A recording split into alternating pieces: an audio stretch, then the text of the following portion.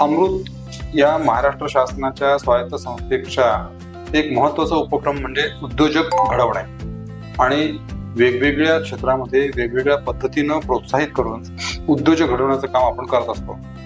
आणि त्यामध्ये जे जे काही नवीन नवीन क्षेत्र येत असतात त्या सगळ्या क्षेत्रांमध्ये आपण उद्योजक घडवण्याचं काम करत आहोत.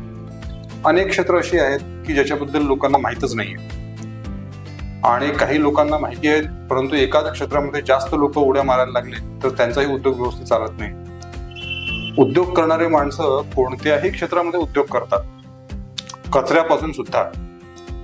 खरोखरच आहे, कचऱ्यापासून म्हणजे घन कचऱ्यापासून सुद्धा उद्योग करणारे अनेक लोक आहेत, परंतु त्याच्या संधी काय आहेत हे आपल्याला माहित नाही. आणि ही संधी माहिती करून देण्यासाठी म्हणून आपल्याकडे आज आलेले आहेत श्री आलोक गोगटे.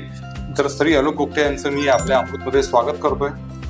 आलोकजी हे गेल्या 12 वर्षापासून घन कचरा आणि त्याच्या आधारावर जे उद्योग केले जातात त्यावर ते काम करतात. घन कचऱ्याच्या माध्यमातून उद्योजक कसे निर्माण करायचे आणि ते उद्योग यशस्वीरित्या कसं पूर्ण करायचं, त्यांचा ब्रेक इव्हन पॉइंट लवकर आणून त्यांना स्वयंपूर्ण कसं बनवायचं या संदर्भात त्यांनी अनेक प्रयोग केले आणि त्या प्रयोगाच्या आधारावर एक यशस्वी मॉडेल त्यांनी तयार केलेलं आहे. जसं तुम्ही म्हणालात की कचरा व्यवस्थापन ही एक उद्योजक होण्यासाठीची एक सुवर्ण संधी आहे.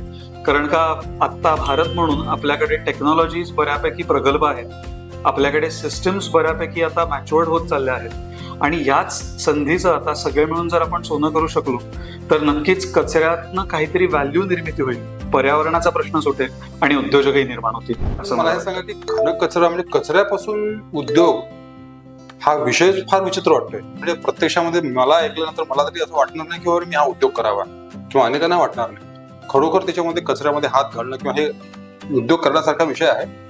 सर, आपण कचरा म्हटल्यानंतर आपण 1 मिनिट डोळे बंद केले तर पहिल्यांदा आपल्याला दिसते ती आपण कुठेतरी बघितलेला कचऱ्याचा ढीग. नंतर दिसतात ते ढलाव, जे मोठे मोठे बिन्स ठेवलेले असतात आणि त्याच्या आजूबाजूला कचरा पडतो.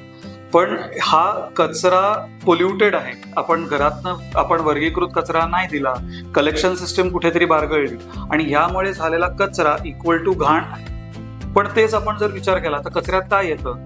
एक प्रकारचं प्लास्टिक असतं, पेपर असतात जे आपल्या रद्दी म्हणून असतात.